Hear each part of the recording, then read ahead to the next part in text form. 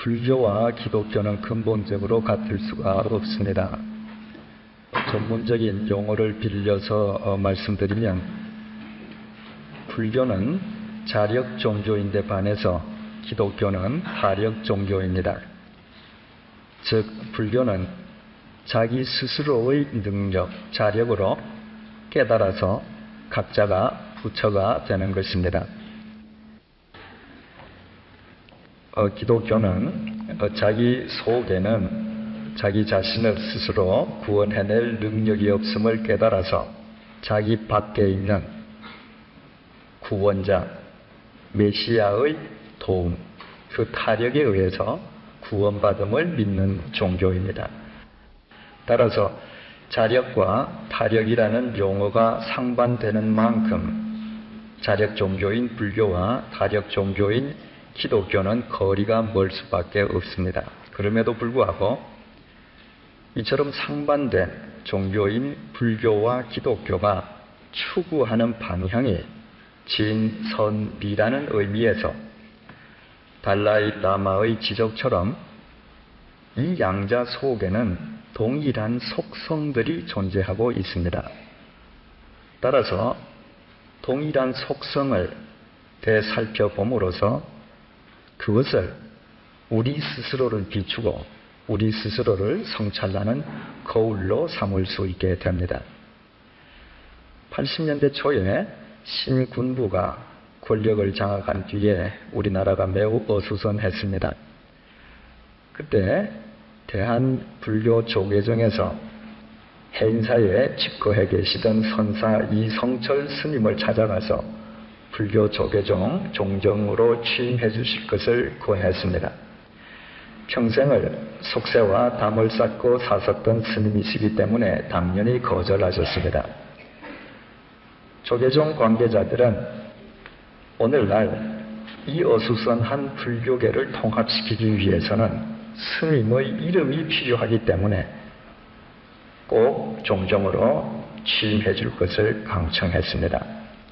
마침내 이성철 스님께서 한 가지 조건을 달아서 종정 취임에 임하게 됩니다. 절대로 총무원 회의에 참석하지 않고 당신이 살고 있는 해인사를 떠나지 않는다는 전제 조건 하에서 종정으로 취임한 뒤에 취임사를 발표했습니다. 그런데 그 취임사가 많은 사람들을 놀라게 했습니다. 단 한 줄이었던 취임사의 내용이 이렇습니다. 산은 산이고 물은 물이다.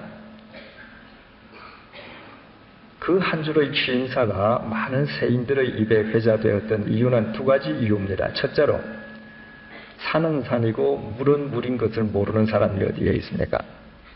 삼척동자도 다 아는 이야기를 대선사가 했기 때문에 말이 많았습니다. 두 번째로 이처럼 당연한 이야기를 대선사가 말을 했다면 분명히 그 속에는 깊은 뜻이 있을 터인데 그 뜻을 알지 못해서 세인들은 설왕설래했던 것입니다. 산은 산이고 물은 물이다라고 하는 것은 본래 이성철 스님의 말이 아니었습니다. 지금부터 700년 전에 중국에서 금강경 오가해라고 하는 책이 쓰여졌습니다. 불경 중의 하나인 금강경에 대해서 오가, 큰 다섯 스님이 주석을 가한 책이라는 말입니다. 그 금강경 오가해 속에 야보 스님의 시가 등장합니다. 그 시의 내용이 이렇습니다. 산시산, 수시수, 불제하초. 번역하면 이런 말입니다. 산은 산이고 물은 물인데 대체 부처님이 어디에 따로 계시다는 말인가? 이 야보 스님의 시 중에서 성철 스님은 앞부분만을 인용했던 것입니다. 왜냐하면 그 부분만을 인용해도 그 시의 전체 내용이 무엇인지, 무엇을 의미하는지 아는 사람은 다 알았기 때문입니다. 여기에 산이 있고 물이 있습니다. 제일 첫 번째 단계는 산을 산으로 물을 물로 인식하는 단계입니다. 그러나 그 단계는 자연 현상을 단순히 자연 현상으로만 인식하는 감각적 인식 단계입니다. 한 사람이 부처님을 인격적으로 만나게 되면 두 번째 단계가 펼쳐지게 된답니다. 그 두 번째 단계는 산은 산이 아니고 물이 아닌 단계가 됩니다. 불교 교리의 핵심은 우주 만물 일체의 근본이 하나라는 것입니다.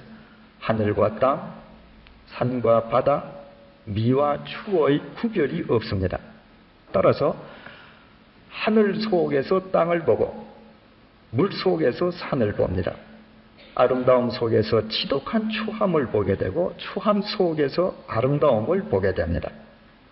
따라서 부처님을 만나면 더 이상 산은 산일 수가 없고 물은 물일 수가 없게 되는 것입니다. 말하자면 이 두 번째 단계에는 인간이 평소에 지니고 있던 모든 가치 체계 속에 일대 전도 현상이 일어나는 단계입니다. 그 단계가 지나면 세 번째 단계가 다시 펼쳐지게 됩니다. 세 번째 단계는 산은 산이고 물은 물이 다시 되는 단계입니다. 그렇다고 해서 이 세 번째 단계가 단순히 산을 산으로 물을 물로 자연 현상으로 인식하는 첫 번째 단계로의 환원을 의미하지 않습니다. 세 번째 단계에서 산은 산이고 물은 물인 것은 단순한 자연 현상으로서의 인식이 아니라 그 산과 물은 부처님의 불성을 지닌 불법의 한 양상으로서 인간이 동반자로서 삼아야 할 진리의 동반자로서의 한 모습으로 존재하게 되는 것입니다. 바로 이 단계에 이르게 되면 굳이 속세를 피해서 심산계곡 속으로 불당 속으로 부처님을 찾기 위해서 피신할 필요가 없어지게 되는 것입니다. 산을 통해서 물을 통해서 지저귀는 새를 통해서 불자들은 부처님의 말을 듣게 됩니다. 따라서 야보 스님의 신하 성철 스님께서 종종 취임식 때 그 말씀을 하셨던 것은 왜 너희들이 꼭 불당 안에서만 부처님을 믿는 신자로 살려고 하느냐? 너희들의 삶의 현장에서 불자가 되지 아니하면 너희들은 참된 불자가 될 수 없다. 그런 의미였던 것입니다. 불교에서 부처님의 법을 만나고 깨달음을 얻는 것을 견성이라고 합니다. 볼견자에 바탕 성자를 씁니다. 만물의 근본을 보았다는 것입니다. 견성, 깨달음이 있으면 반드시 법열이 수반된다고 합니다. 깨달음이 가져다주는 기쁨입니다. 따라서 이 법열이 찾아오면 내 주머니가 텅 비어도 내가 아무것을 먹지 아니해도 그저 마냥 즐겁기만 합니다. 그런데 불교에서는 이 견성의 때를 가장 위험한 때로 보고 있습니다. 왜냐하면 이 견성이라고 하는 것은 바로 두 번째 단계이기 때문입니다. 산은 산이 아니고 물이 아닌 단계, 모든 가치 체계가 전도된 단계입니다. 바꾸어 말씀드리면 겨우 구도에 입문한 단계입니다. 그럼에도 불구하고 법열을 경험한 불자들은 마치 자신이 완성된 사람이냐 착각하게 되는 것입니다. 그래서 부처님의 자비를 이야기하면서도 가장 독선적이 될 때가 견성일 때이고 진리를 입으로는 말하면서도 그 삶이 진리와 가장 무관할 때가 견성일 때로 불교는 보고 있습니다. 따라서 이 견성은 반드시 그 다음 단계로 나아가야 합니다. 그 다음 단계는 오도, 깨달을 오자의 길도자입니다. 바로 이 오도의 단계라고 하는 것은 세 번째 단계입니다. 산 속에서 물 속에서 새의 지저짐 속에서 불성을 보고 불법을 만나는 단계입니다. 이 단계가 되면 산 속에서 남정네가 장작을 패는 것도 안악내가 운물에서 물을 깃는 것도 모두 구도의 행위가 됩니다. 왜냐하면 그 이전까지는 자기 이기심을 위해서, 자기만을 위해서 물을 깃고 나무를 팼지만 오도의 경지에 이르는 사람은 더 이상 자기를 위함이 아니라 부처님의 자비를 위해서, 남에게 보시하기 위해서 나무를 패고 물을 깃기 때문입니다. 결국 말씀드린 바와 같이 야보 스님의 그 식귀나 성철 스님께서 취인사에 산은 산이고 물은 물이라고 했던 것은 모든 불자들에게 삶의 현장 속에서 참다운 불교 신자답게 살아갈 것을 당부하는 이야기였던 것입니다. 누가 참된 불교 신자입니까? 불당 안에서 연불을 잘 외우는 사람? 아닙니다. 참된 불교 신자는 그가 두 발 딛고 있는 삶의 현장에서 부처님의 가르침대로 사는 사람입니다. 바로 불교 신자들이 성숙해가는 이 세 단계는 우리 크리스천들에게도 그대로 적용되고 있습니다. 자기 욕망을 위해서 인생을 허망하게 탕진하던 사람들이 진리의 빛, 성령님을 만나면 말할 수 없는 기쁨이 찾아옵니다. 아무것도 소유하지 아니해도 그 즐거움을 주체할 수 없습니다. 혼자 길을 걷다가도 하늘을 보고 웃고, 사람들과 다 함께 앉아서 밥을 먹다가도 공연히 웃을 때가 이때입니다. 바로 이 성령님을 만난 이 뜨거운 기쁨이 속에서 용수숨 칠 때에 사람들은 누구보다도 열심으로 봉사합니다. 누구보다도 열심으로 더 큰 소리로 기도하고 더 뜨겁게 찬양드립니다. 뿐만 아니라 사도행전 1장 8절에 의하면 주께서 이 땅에서 부활 승천하시기 직전에 남기신 유훈의 말씀이 이렇게 기록되어 있습니다. 성령이 너희에게 임하시면 너희가 권능을 받고 예루살렘과 온 유대와 땅끝 사마리아와 땅끝까지 이르러 내 증인이 되리라. 그래서 성령의 기쁨을 체험한 사람은 주님께서 남기신 이 마지막 말씀에 대한 부채감을 갖게 됩니다. 그 결과 성령의 체험이 뜨거우면 뜨거울수록 삶의 현장을 경시하고 교회 안에서의 봉사 혹은 공간적으로 내 삶의 현장과는 전혀 다른 공간을 향해, 땅끝을 향해 나아가려고 하거나 실제로 나아가게 됩니다. 그런데 어떻습니까? 바로 이 단계에서 상상치 못한 모든 부작용이 일어나고 있습니다. 내가 처음 성령을 체험하고 기뻐서 예배당에서 누구보다도 앞장서서 봉사를 하는데 나의 마음과는 달리 계속 사람들과 부딪힘이 있습니다. 그 부딪힘이 거듭되다 보면 기쁨은 사라지고 좌절감만 맛보게 됩니다. 많은 그리스도인들이 성령님을 만난 그 뜨거움으로 삶의 현장을 박차고 땅끝으로 나아가서 주님의 말씀을 전하는 자가 되기 위해서 삶을 던집니다. 저는 유럽에 3년 있는 동안에 유럽, 아프리카, 남미 여러 선교 현장들을 직접 찾아갔습니다.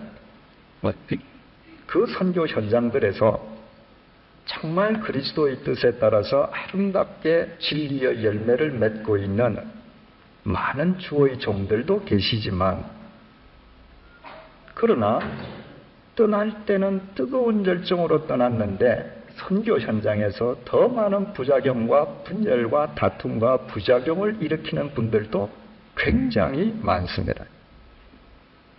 왜 그렇습니까? 왜 내가 성령을 체험하고 뜨겁게 봉사하려 하고 내가 주님의 명령을 준행하기 위해서 땅끝으로 선교하기 위해서 갔는데 거기에서 순기능적인 역할보다는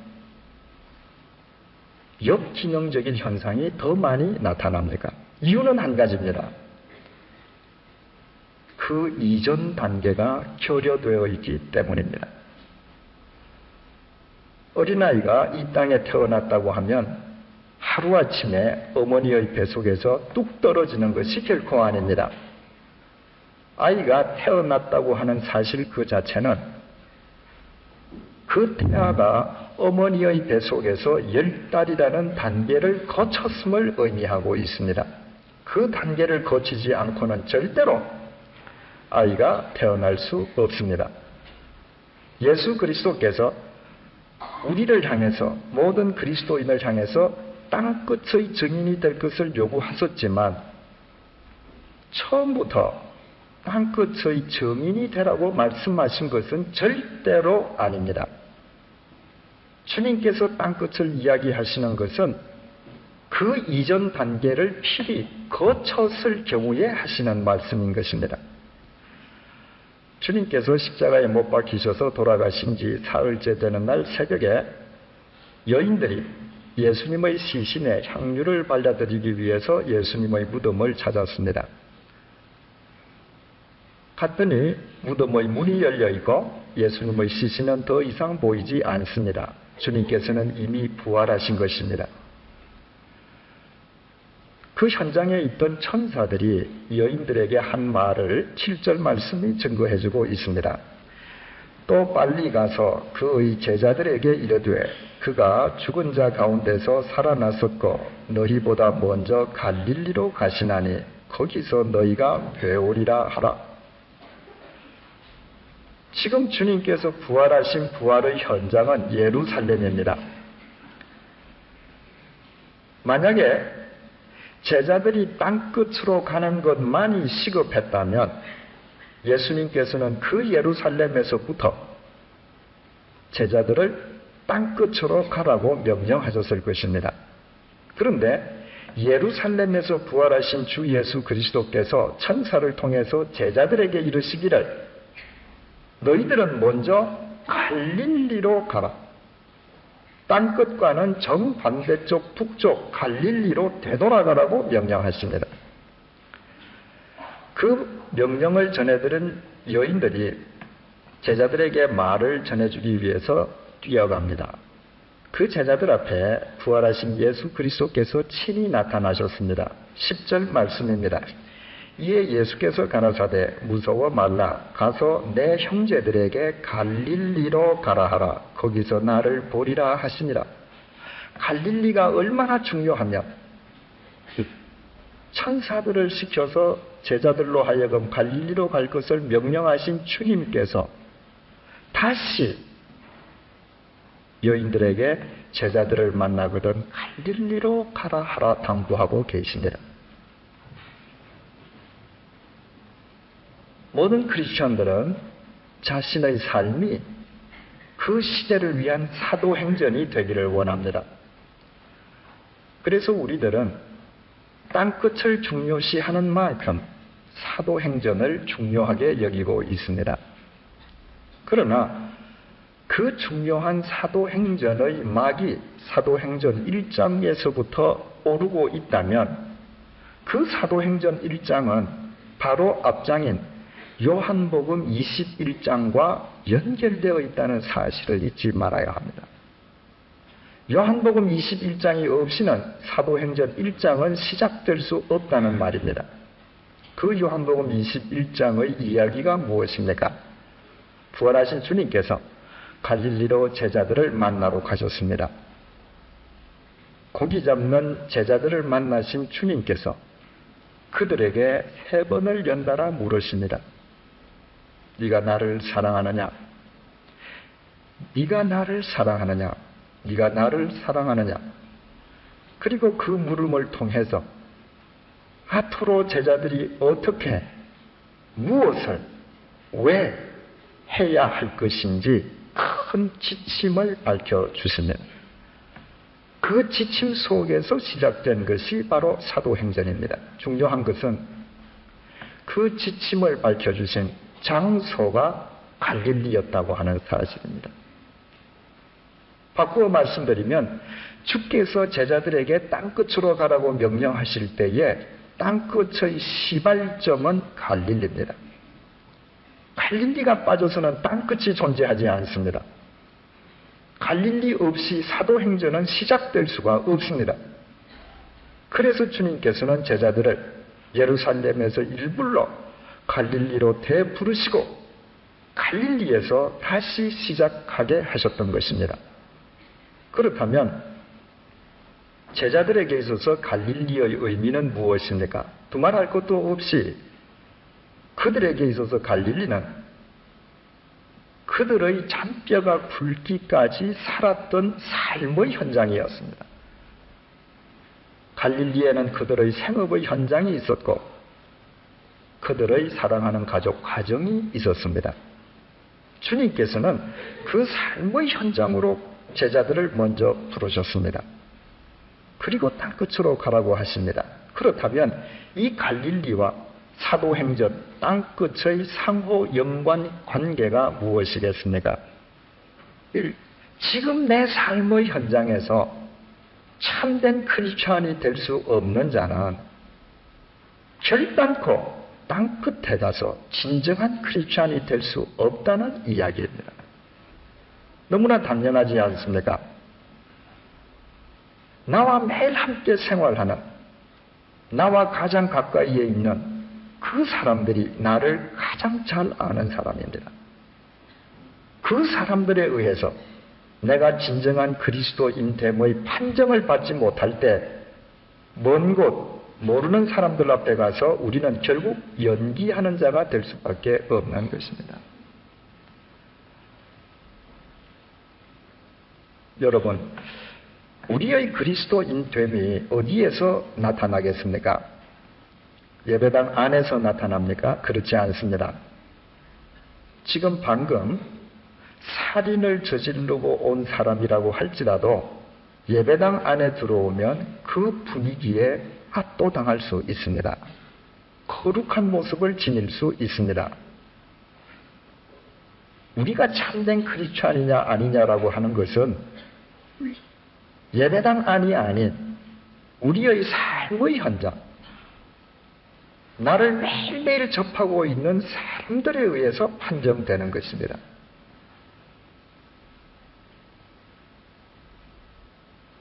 사도 바울이 예수님을 믿는 사람들을 핍박했습니다. 그가 다마스커스로 또 다른 기독교인들을 색출해서 투옥시키기 위해서 가다가 그 길 위에서 주님을 만납니다. 성령님을 체험했습니다. 그 속에 말할 수 없는 환희와 새로운 생명에 대한 뜨거운 열정이 넘칩니다. 다마스커스에 들어가자마자 사도 바울은 그 뜨거움을 이기지 못해서 자신이 지금 방금 만난 예수 그리스도 그 생명을 나가서 전하기 시작합니다. 결과는 어떠했습니까? 부작용이 일어났습니다. 그곳에 있는 유대인들과 마찰이 일어납니다. 유대인들이 죽이려고 합니다. 그래서 성문으로도 도망가지 못하고 사람들이 그를 광주리에 담아서 섬 밖으로 내려줌으로 구사일생으로 피했습니다. 바울 자신의 갈라디아서에서의 고백에 의하면 그 직후에 바울은 아라비아 광야로 가서 3년 동안 스스로 경건 훈련을 쌓습니다. 이 정도면 되었겠거니 그는 곧장 예루살렘으로 향했습니다. 그 예루살렘에서도 사람들에게 복음을 전하는 땅끝의 사람이 되기를 원했습니다. 그러나 거기에서도 부작용이 일어났습니다. 마찰과 분열이 일어납니다. 예루살렘에 있는 크리스천들이 바울을 설득시켜서 다소로 돌려보내었습니다. 다소는 바로 사도 바울의 고향입니다. 그의 삶의 터전이었습니다.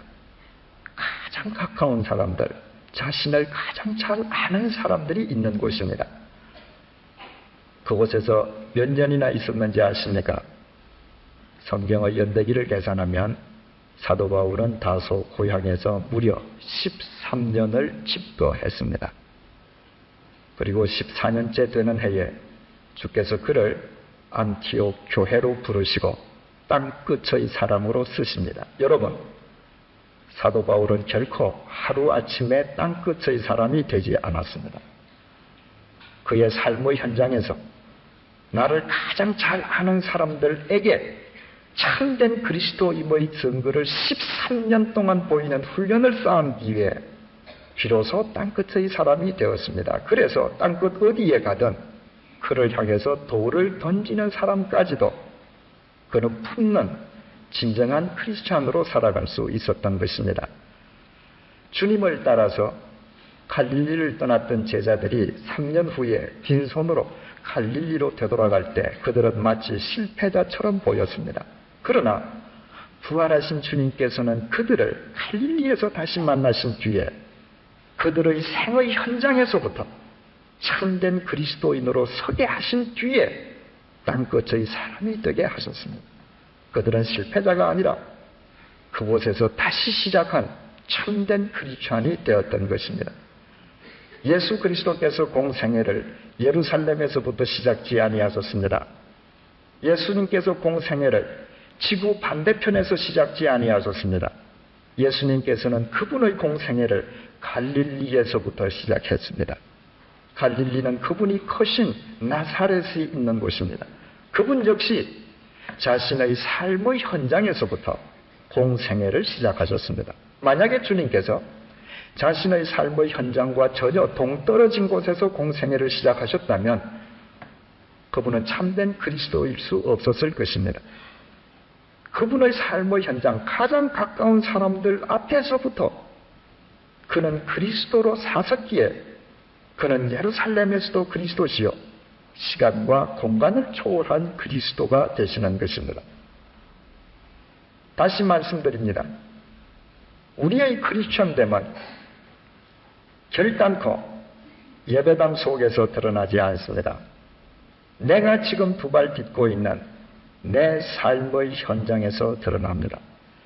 내 삶의 현장에서 내가 참된 크리스천이 아니라면 교회 안에서 내가 행하는 모습이라든가 내가 알지 못하는 사람에게 행하는 나의 모든 모습은 연기일 수밖에 없습니다.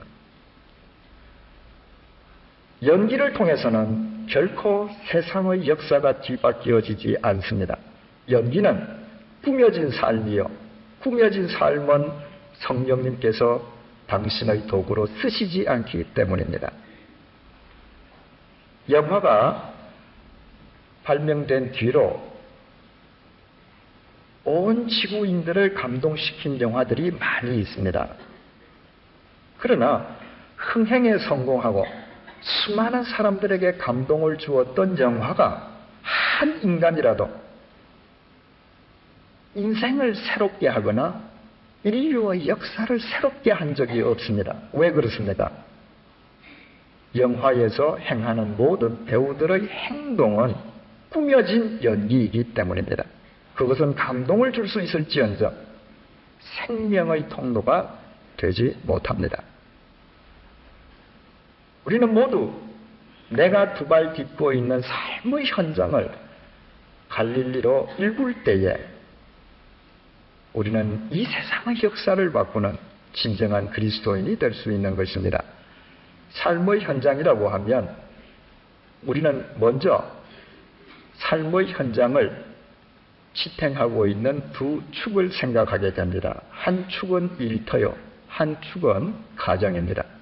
먼저 일터에 대해서 우리 잠시 생각을 해보십시다. 내가 참된 크리스천 됨은 내가 지금 일터에서 행하고 있는 일, 그 일을 추진하고 있는 방법, 그리고 지금 일터에서 나와 함께 일하고 있는 동료에 의해서 판가름 나게 되는 것입니다. 지난 6년 동안 미국 LA에서 발행되는 남가주 한국일보에 크리스찬과 교회에 대한 칼럼을 써서 많은 교인들에게 자성과 성찰의 기회를 주었던 정숙희 기자가 있습니다. 그분은 교회 집사님입니다. 금년 6월 달에 그분이 남가주 한국일보에 썼던 칼럼의 일부를 제가 읽어보겠습니다. 둘의 마을 김진홍 목사의 자전소설 황무지가 장미꽃같이에 나오는 이야기다. 청년 시절 신학교를 중퇴하고 한 철공소에 입사했는데 그 사장은 교회 장로로서 여러 곳에 교회를 세우고 많은 헌금을 하며 전도 사업에 힘쓰는 모범 신앙인이자 기업인으로 잘 알려진 사람이었다. 그런데 이 철공소의 동료 직원들은 모두 예수쟁이라면 신물이 난다고 했다.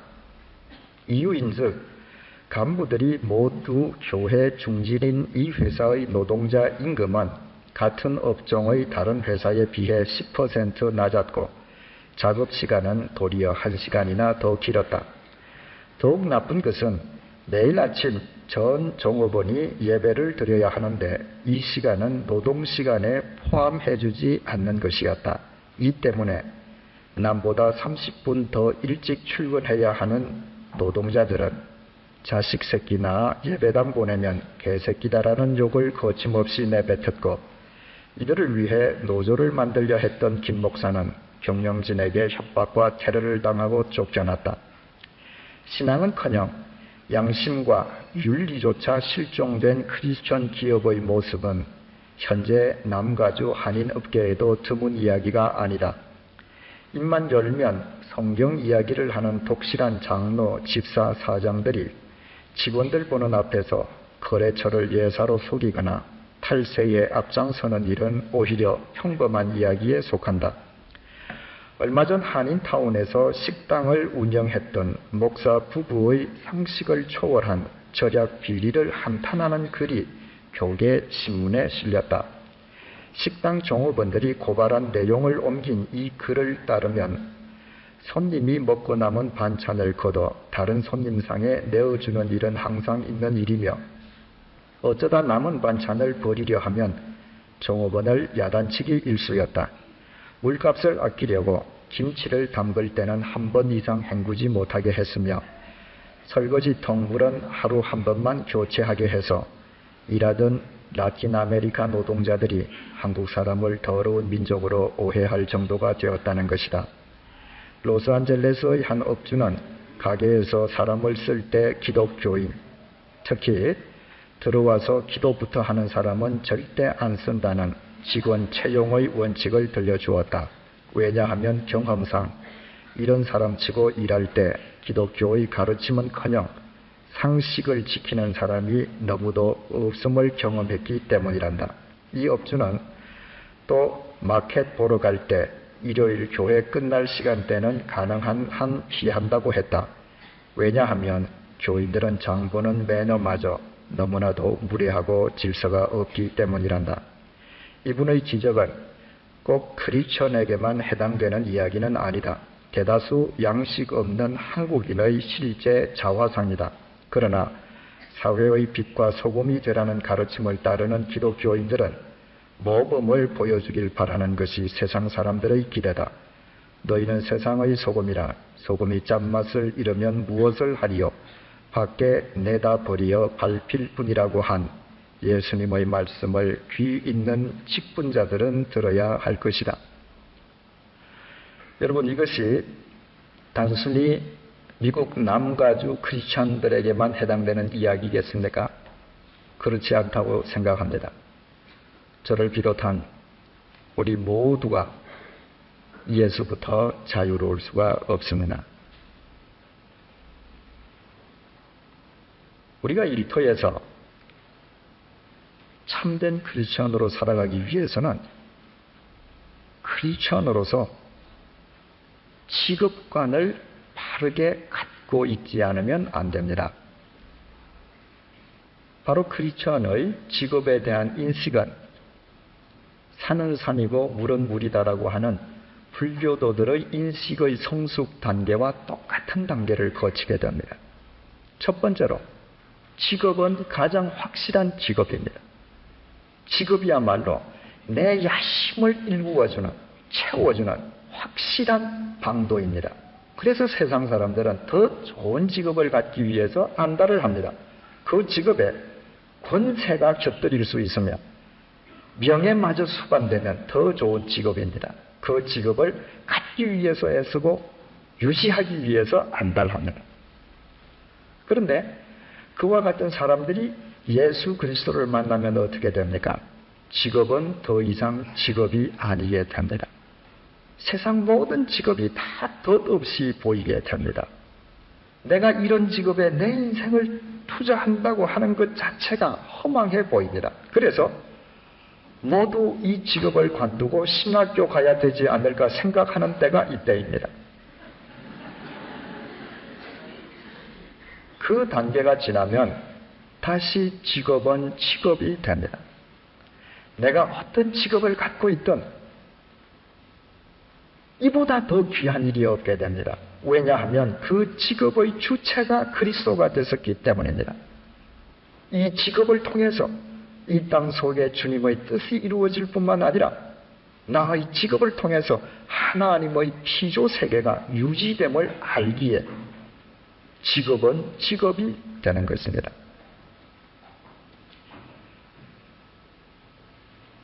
저는 스위스에서 3년을 혼자 살았습니다.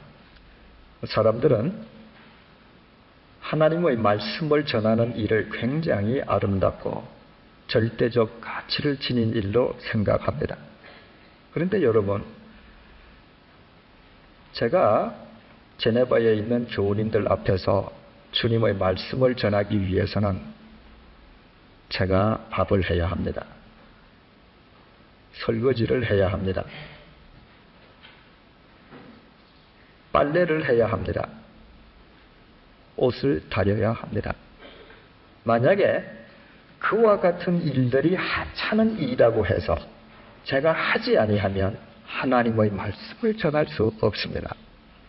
그 과정이 있기 때문에 비로소 하나님의 말씀을 전할 수 있습니다. 그렇다면 하나님의 말씀을 전하는 절대적 가치나 내가 나를 위해서가 아니라 주님을 위해서 살기 위해서 밥을 짓고 설거지하고 청소하며 빨래하고 다름질하는 일이나 그 절대적 가치는 동일한 것입니다. 나를 위해서 산다고 할 때 그 일이 허망한 일일 수는 있겠으나 그 중심에 주님이 계신다면 세상에서 귀하지 않은 일이 없습니다. 3년을 혼자 살다 보니까 여러 면에서 익숙해졌습니다. 처음에는 빨래 다리는 것이 참 어려웠는데 지금은 와이셔츠 한 장 순식간에 다릴 수 있습니다. 그런데 3년이 지나면서도 가장 어려웠던 것이 하나 있습니다. 의발하는 것이 어려웠습니다. 처음에는 스위스 사람들 이발소나 미용원에 가서 깎았습니다. 거기에는 한국인들이 작기 때문에 한국인이 겸용하는 이발소가 없거든요. 여러분들이 잘 아시다시피 모든 서구인들의 머릿결은 곱슬입니다. 그런데 우리는 직모 아닙니까? 평생을 곱슬머리만 깎던 사람이 이 직모를 깎지 못합니다. 곱슬머리는 대충 깎아도 멋지게 웨이브가 칩니다. 그런데 우리 머리는 깎으면 계속 층이 자요.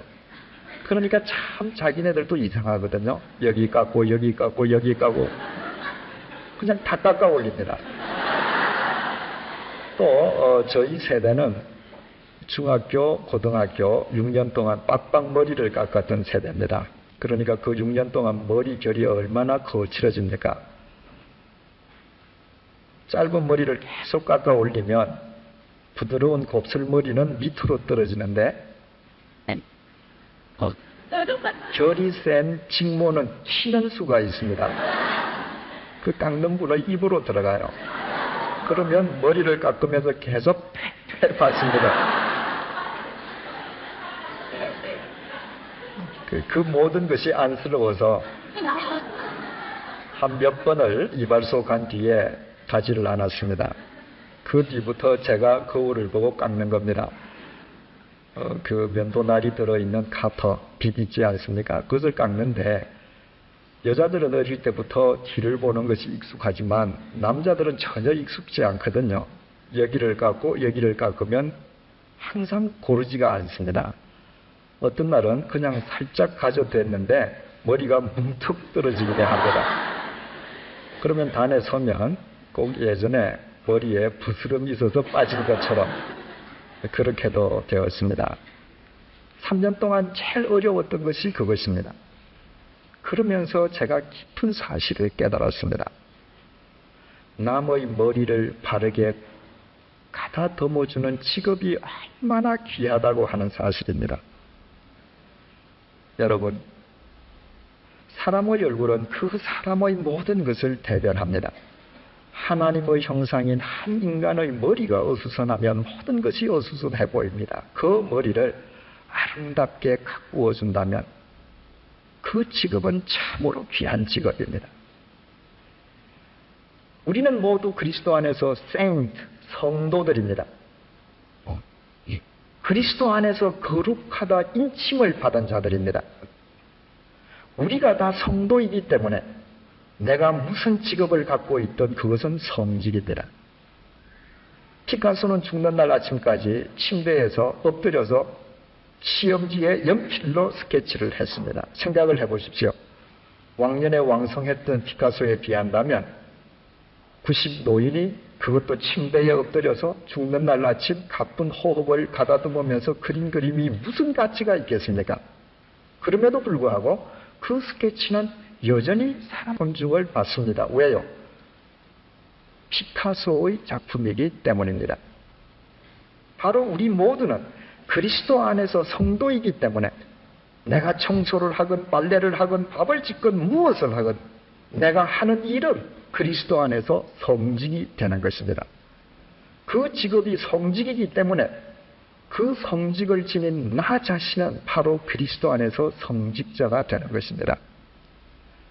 만약에 목사들이 자신들만 성직자라고 이야기한다면 그것은 목사의 독선입니다.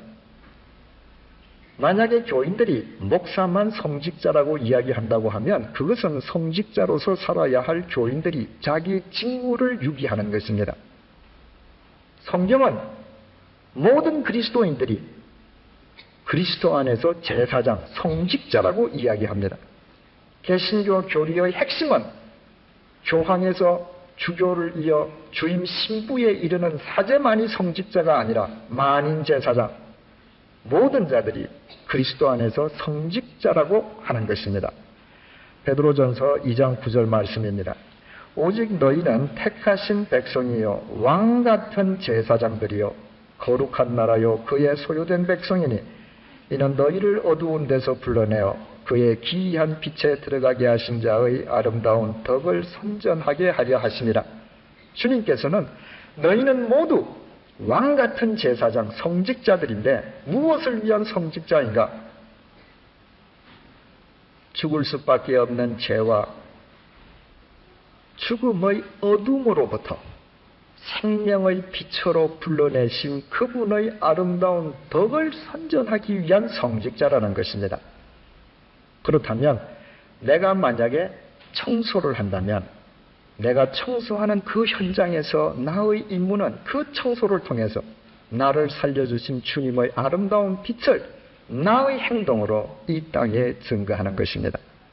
내가 가게에서 물건을 파는 사람이라면 바로 그 가게야말로 나 같은 죄인을 살리신 주님의 그 생명의 빛을 이 땅에 비추기 위한 삶의 현장이 되는 것입니다. 우리가 이와 같이 크리스찬으로서의 투철한 직업관을 갖고 살아간다면 제가 조금 전에 낭독해 올린 바와 같은 정숙길 기자 칼럼 속에 나타나는 사람들과는 전혀 다른 참된 크리스찬이 될 수밖에 없는 것입니다. 우리가 우리 삶의 현장의 가장 중요한 축인 일터에서 이처럼 모두 성직자된 자기 정체성을 잊지 않고 자기에게 주어진 일을 성직으로 감당하는 자가 되기 위해서는 마음속에 네 가지를 필히 새기고 살아가야 합니다. 첫째로 우리가 일터에서 무엇을 행하든 우리가 추구할 것은 결코 거대한 것이 아니라 영원한 것이라는 것입니다. 많은 크리스찬들이 거대한 것의 노예가 되어 있습니다. 여러분, 저는 그리스도의 이름으로 여러분들 앞에서 단언드립니다. 여러분들께서 여러분의 일터에서 거대한 것 자체를 목적으로 삼으시는 한 여러분들은 절대로 그리스도인으로 살아갈 수 없습니다. 거대한 것을 목적으로 삼았다라고 하는 것 자체가 이미 수단과 방법을 가리지 않음을 의미합니다. 얼마 전에 BBC TV에서 매 주일 저녁마다 로마 황제의 이야기들을 다큐멘터리로 일주일에 한 번씩 방영한 적이 있습니다. 그 내용도 굉장히 교육적이고 교훈적이었지만 그 다큐멘터리 1시간 프로가 끝날 때 마지막 영상 처리가 우리에게 더 깊은 메시지를 던져주었습니다. 영상 처리는 이렇게 끝납니다. 바닷가에서 거대한 파도가 몰려 들어옵니다. 그리고 그 파도가 밀려나가는데 슬로우 비디오로 처리됩니다. 서서히 빠져나가는데 그 거대하게 밀려왔던 파도가 허망한 물거품이 되어서 모래 속으로 사라져버리는 것으로 그 프로는 끝납니다. 무엇을 우리에게 던져주기 위함입니까?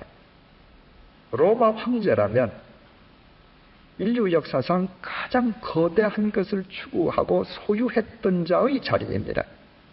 그러나 그 끝은 허망하게 끝났다는 것입니다.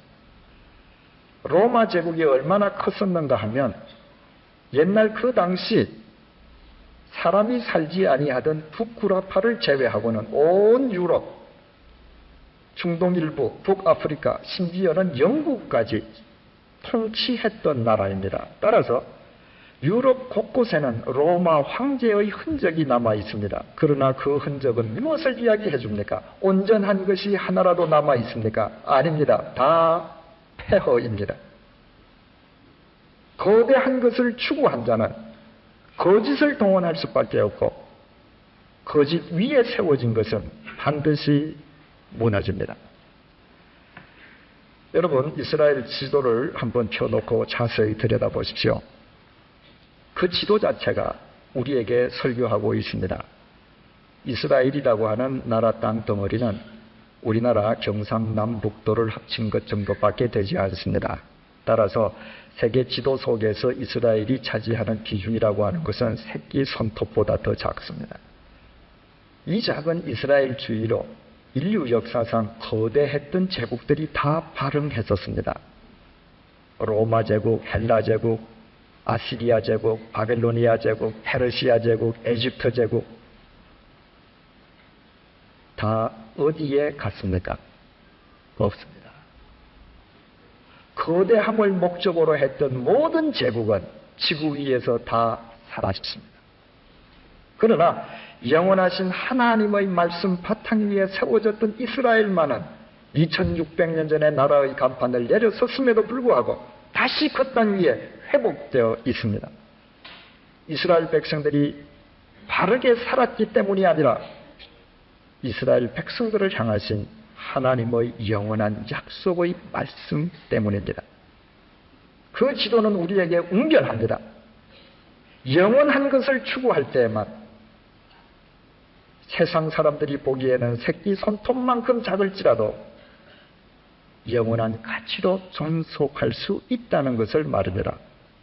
거대한 것을 추구하면 반드시 허망하게 끝난다는 사실을 말입니다. 우리의 일터는 결코 거대함의 노예일 수가 없습니다.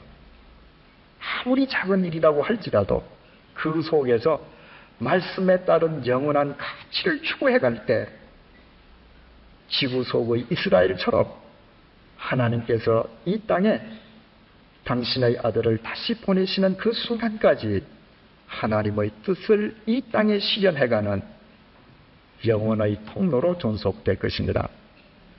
두 번째로, 크리스천들은 자신의 일터에서 시도하는 계획이 차질을 빚거나 실패하는 것을 결코 두려워해서는 안 된다라고 하는 사실입니다. 많은 크리스천들이 주님을 믿는다라고 고백하면서 일터에서는 성공이라는 우상 속에 사로잡혀 있습니다. 여러분, 크리스천은 얼마든지 실패할 수 있습니다. 크리스천의 계획은 얼마든지 어긋날 수 있습니다. 우리의 목적은 주님의 능력을 이용해서 성공하는 것이지만 주님께서는 유한한 이 세상 속에서 우리가 수단과 방법을 가리지 않고 성공하는 거짓된 사람으로 버려두시는 것이 아니라 영혼을 향해 바르게 응답하는 자로 바로 세워주시기 위함인 것이더라. 베다니에 살던 나사로라고 하는 젊은 청년이 죽을 병에 급작스럽게 걸렸습니다. 사태가 워낙 급박했기 때문에 그 나사로의 누이들이 평소 다른 사람들에 비해서 친밀한 관계를 맺고 있던 예수님에게 사람을 보내었습니다. 빨리 와서 나사로를 좀 살려달라고요. 그 이야기를 다 들으신 주께서 하시는 말씀이 가시지 않습니다. 그리고 말씀하시기를 이 병은 죽을 병이 아니다. 이것은 도리어 하나님의 영광을 위함이다. 이렇게 말씀하십니다. 여러분, 지금 한 젊은이가 죽음의 기로에 서 있습니다. 그렇다면 그 청년은 지금 실패의 질곡 속에 빠져 있는 것입니다. 한 시간이라도 빨리 가서 건져 주어야 합니다. 그런데 주께서 가시지 않습니다. 오히려 하나님의 영광 운운하고 계십니다. 여러분, 하나님은 인간을 불행에 빠뜨리신 뒤에야 그것 보란 듯이 당신의 영광을 나타내시는 그런 상대적인 존재에 지나지 않습니까? 주님께서 죽어가는 나사로를 향해서 이것은 하나님의 영광이라고 말씀하실 때, 영광을 위함이라고 말씀하실 때 그 영광이라고 하는 단어를 헬라말로 독사라고 하는 단어를 쓰셨습니다. 독사라고 하는 이 단어는 세 가지의 뜻을 지니고 있습니다. 첫째로는 생각한다는 뜻입니다. 여러분, 아침부터 저녁까지 현대인들이 수없이 바쁘게 뛰어다니며 일합니다. 그런데 생각하지 않습니다. 그러나 내가 추진하던 계획이 꺾어지면, 내 인생이 좌절하면 비로소 멈추어서 생각하게 됩니다. 두 번째 독사라고 하는 그 말의 뜻은 생각하되 반드시 바른 생각을 하는 것을 의미합니다. 실은 많은 사람들이 생각할 수 있습니다. 실제로 하고 있습니다. 그러나 린다 딜로우의 말처럼 생각하는 것은 전혀 어렵지 않지만 바른 것을 생각하는 것은 참으로 힘듭니다. 많은 사람들이 생각을 하되 어떻게 하면 내 욕망이 추구하는 바를 내가 성취할 수 있을 것인가? 어떻게 하면 내 욕구를 더 만족케 할 것인가?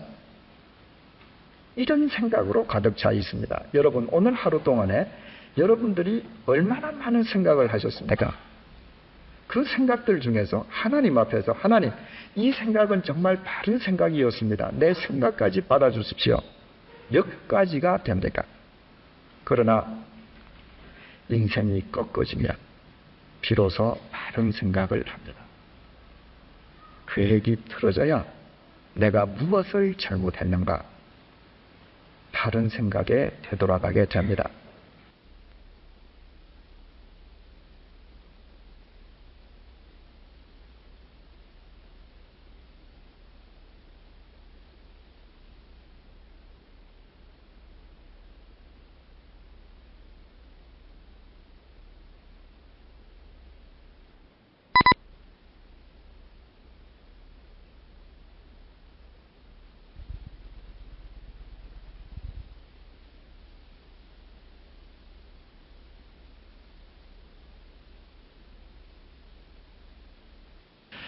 저는 목회를 할 때 병원에 입원하신 많은 교우님들을 병원으로 신방을 했습니다. 그리고 종합병원 앞을 자동차를 타고 지나가게 되면 늘 병원을 볼 때마다 저 병원이야말로 인간을 바르게 세우시는 하나님의 은총의 집이다, 이렇게 생각하곤 했습니다. 여러분, 저는 중병에 걸린 사람일수록, 중상을 입은 사람일수록 내가 건강해지면 어떻게 또 한탕을 치나, 이런 생각을 한 사람을 본 적이 없습니다. 병이 깊을수록 참 잘못 살았습니다.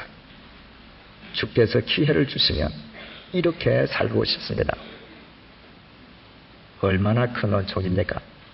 세 번째로 독사의 뜻은 하나님을 찬양한다는 뜻입니다. 그 이전까지는 모두 내 능력으로 된 것입니다. 내 자식이 태어나는 것도 내 능력이요, 내 자식이 잘 되는 것도 내가 잘 키웠기 때문입니다. 그러나 내 계획이 차질을 빚을 때 내 심장이 뛰는 것조차 나의 능력이 아니라 하나님의 은혜임을 찬양드리게 되는 것입니다. 그래서 일터에 있는 크리스찬들은 내 계획이 차질나는 것을 두려워하지 않습니다. 오히려 차질이 빚어짐에도 불구하고 그 작은 일이라고 할지라도 그 남은 것을 통해서 하나님 아버지의 선하신 뜻이 이루어질 줄 알고 도리어 바르게 응답함으로 그분의 뜻을 일터에서 이루어가는 사도행전의 주인공이 될 수 있는 것입니다. 세 번째로 크리스찬들은 일터에서 반드시 왜를 물어야 합니다. Why? 많은 크리스찬들은 어떻게, how를 묻습니다. 어떻게 돈을 벌 것인가? 어떻게 내 기업을 이룰 것인가? 영위할 것인가? 우리에게 중요한 것은 어떻게가 아니라 왜입니다. 사업을 하거나 장사를 하다 보면 그 일터의 현장에서 거짓말을 안 할 수가 없다는 것입니다. 정직해서는 돈을 못 번다는 것입니다. 그래서 거짓말하지만 한편으로는 거짓말한 대가로 더 커진 주머니가 기쁘긴 하지만 그러나 그리스도인으로서 양심의 갈등을 느끼게 된다는 것입니다. 그래서 크리스찬이 사업의 현장에서 정말 거짓말을 할 수 있습니까? 없습니까? 묻습니다. 저는 그분들에게 도리어 이렇게 반문했습니다. 앞으로 그런 경우가 생기면 거짓말을 할 것인가 하지 말 것인가를 생각하시지 마시고 내가 거짓말을 해야 될 필요가 있다면 왜 할 것인가 이유를 생각해 보십시오. 네. 여러분 성경에도 거짓말한 사람의 예가 있습니다. 여리고에 사는 기생 라합이라고 하는 여인은 자기 집 옥상에 분명히 이스라엘 정탐꾼을 숨겨주었음에도 불구하고 없다고 딱 잡아떼고 거짓말을 했습니다. 그러나 하나님께서는 단 한 번도 그 여인을 거짓말 차원에서 정죄하신 적이 없습니다. 도리어 그 여인은 그 거짓말 덕분에 마태복음 1장에 그리스도의 선조로 기록되는 영광을 얻습니다. 그래서 하나님께서는 그것을 거짓말 차원에서 다루시지 않습니다. 오히려 생명의 차원에서 그를 존귀케 해주시는 것입니다. 우리는 왜 거짓말을 합니까? 남의 생명을 살리기 위해서 내 생명을 내어놓고 거짓말을 합니까? 아닙니다. 내 주머니를 위해서 거짓말합니다. 그것이 남에게 피해가 되는 일일지라도 사회의 정의를 무너뜨리는 일일지라도 나 혼자서 이득을 위해서 거짓말합니다. 오늘날 동구권이 무너져서 자유진영 세계에 편입이 되었습니다. 그 철의 장막이 무너진 데에는 여러 가지 요인이 복합적으로 얽혀 있지만 그러나 교회가 가장 큰 몫을 했다라고 하는 것은 자타가 공인하는 바입니다.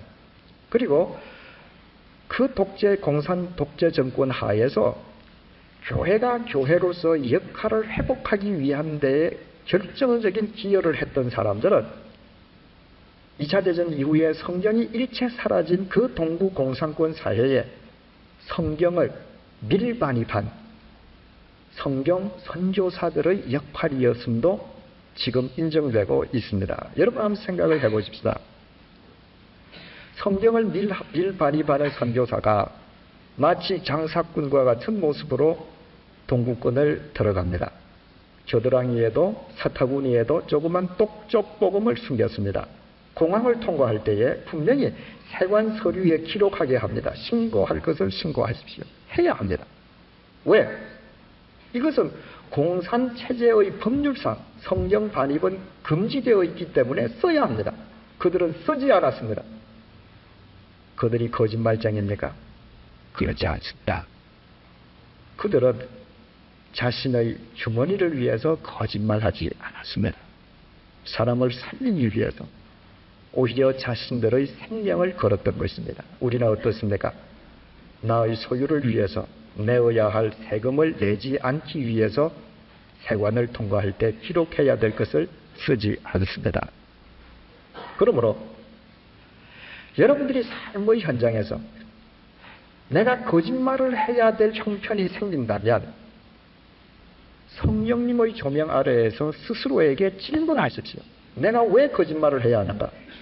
그것이 라합처럼 동국근으로 밀반입 성경을 해가시던 선교사님들처럼 생명을 위함이요 하나님을 위함이요 그것이 나의 생명을 걸어야 되는 일이라면 거짓말하십시오.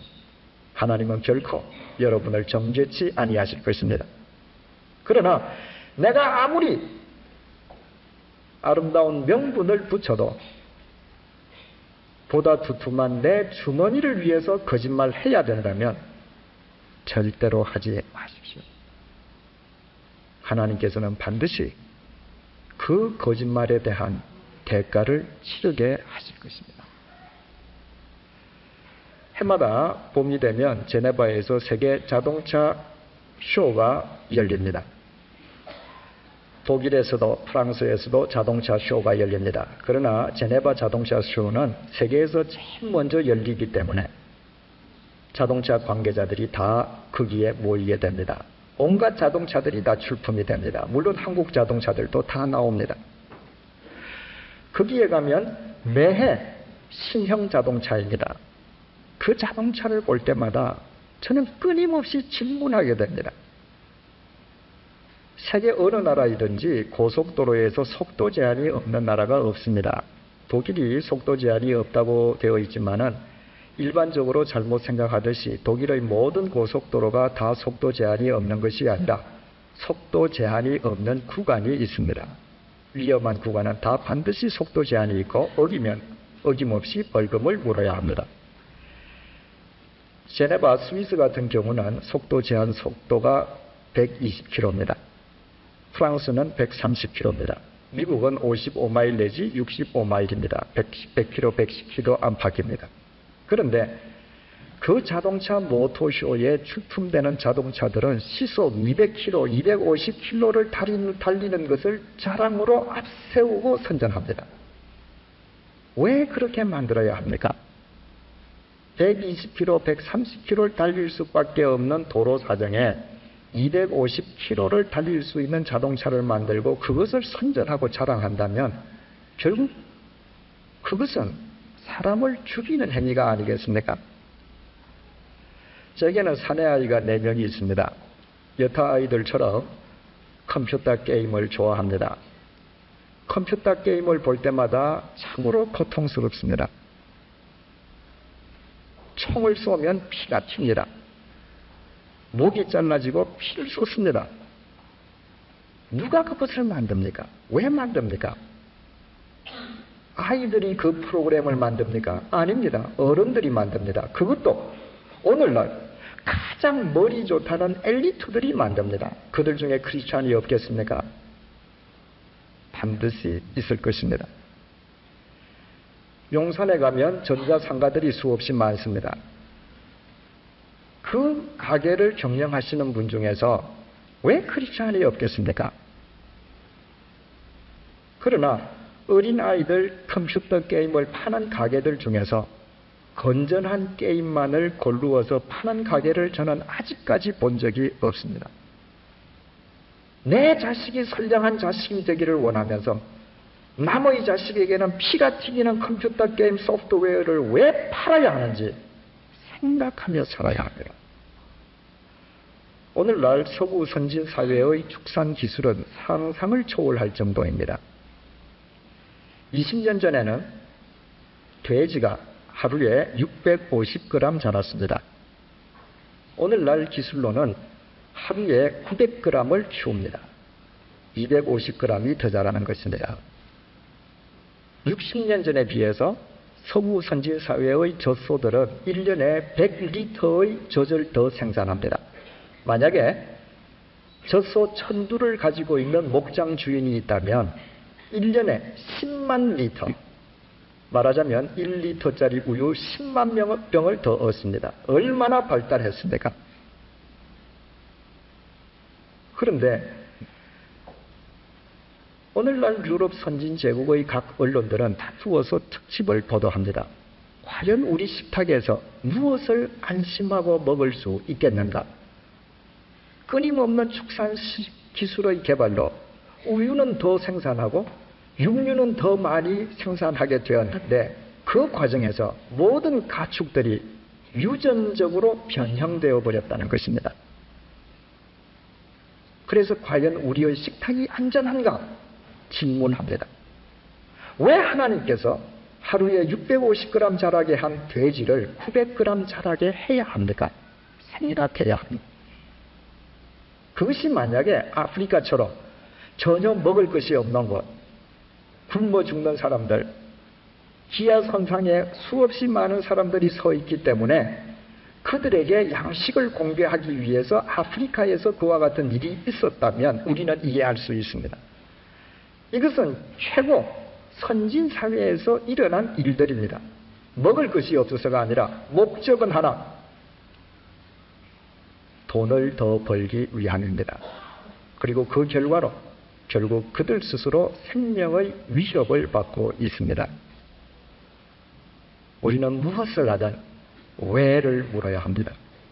하나님 앞에서 그 왜에 대한 질문 속에서 답이 있을 때 우리는 해야 합니다. 그러나 하나님 앞에서 왜라고 물었음에도 불구하고 답이 없을 때 우리는 행하는 자가 되어서는 안 됩니다. 오늘 내가 어떤 생각으로 어떤 결심을 하느냐에 따라서 내 자식들이 살아가야 할 이 땅의 미래가 어두워질 수도 있고 새로워질 수도 있습니다. 내가 사람을 사랑한다는 것, 자식을 사랑한다고 하는 것은 그들의 미래를 사랑하는 것입니다. 내가 지금 그들이 살아가야 할 미래를 암담하게 해치고 있으면서 내 자식을 사랑한다면 그것이야말로 자가당착이 아닐 수 없는 것입니다. 참된 크리스천이 일터에서 새기고 있어야 할 마지막 네 번째 사항은 크리스천이 일터에서 무엇을 행하든 그 궁극적인 목표는 밑가지가 되기 위함이라는 사실입니다. 요한복음 15장에서 예수 그리스도께서 크리스천됨의 정체성을 이렇게 정의하고 계십니다. 내 아버지는 농부시고 나는 포도나무고 너희들은 가지다. 우리 같은 죄인들은 하나님과 직접적인 관련성을 맺을 수 없습니다. 그래서 예수 그리스도 안에서 농부 대신 거룩하신 하나님과 관계를 맺게 되는 것입니다. 중요한 것은 주께서 당신은 나무요 우리 한 사람 한 사람은 가지라고 우리의 정체성을 밝혀주셨다고 하는 사실입니다. 그렇다면 크리스천됨의 의미를 우리는 알게 됩니다. 여러분, 나무를 가만히 한번 들여다보십시다. 맨 땅에서 어린 순이 올라옵니다. 줄기가 단단해지면서 거기에서 첫 번째 가지가 돋아납니다. 가장 먼저 돋아난 첫 번째 가지가 그 나무에서 가장 굵고 강한 가지가 됩니다. 시간이 지나면서 두 번째 가지가 올라옵니다. 그런데 그 두 번째 가지의 위치가 어디가 됩니까? 크고 강한 가지의 아래쪽이 아니라 위쪽을 자리 잡습니다. 세월이 흘러서 계속 새 가지들이 나옵니다. 그 새 가지들은 계속 윗자리를 차지합니다. 세상적인 사고방식으로는 가장 크고 강한 가지가 가장 윗자리를 차지해야 합니다. 그러나 주님께서 너희들은 나의 가지라고 말씀하실 때 그 가지들은 강하고 큰 것이 밑을 지탱합니다. 만약에 크고 강한 가지들이 크고 강하다는 이유만으로 제일 윗자리를 탐하게 될 경우에 모든 나무는 꺾어질 수밖에 없습니다. 나무가 세월이 가도 바람이 불어도 흔들림 없이 생명의 그늘을 제공해 줄 수 있는 것은 크고 강한 나무 가지들이 밑에서 버텨주기 때문입니다. 자, 해가 바뀌었습니다. 지난해에 가장 늦게 나온 가지가 제일 나무 윗 가지를 차지하고 있습니다.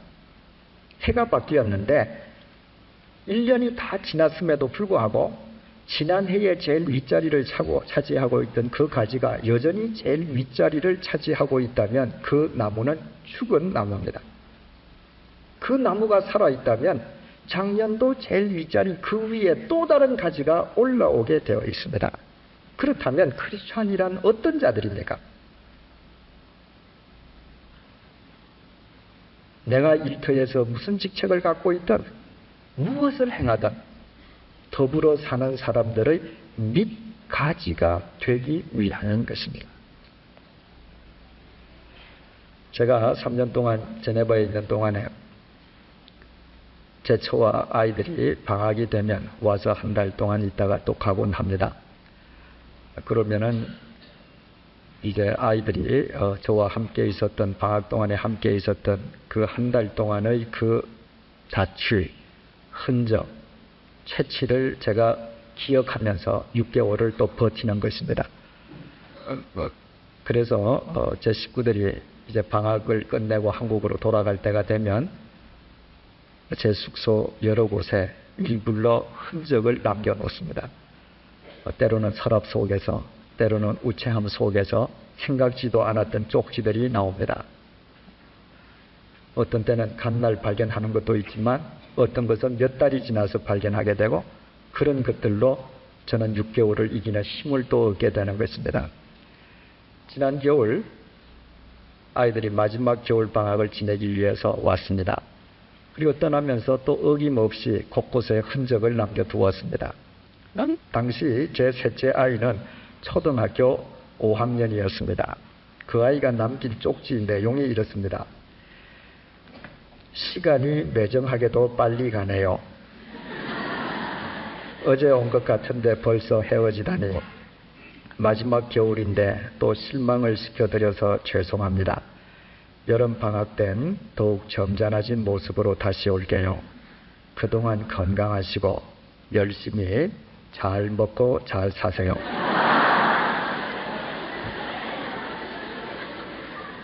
아마 이 아이가 자기도 이렇게 써놓고 보니까 이상했던가 봐요.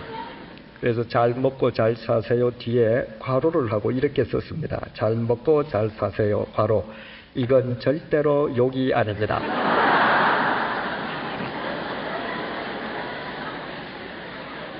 여러분들 참 이상하죠? 잘 먹고 잘 살아라. 이거 얼마나 좋은 덕담입니까? 근데 여러분들 다 웃으셨습니다. 제 아이는 이 말을 쓰고 괄호 속에 욕이 아니라고 첨언을 했습니다. 이 좋은 말이 왜 욕이 되어 있습니까? 이 좋은 말이 왜 우스갯소리 이상이 될 수가 없습니까? 이유는 한 가지입니다.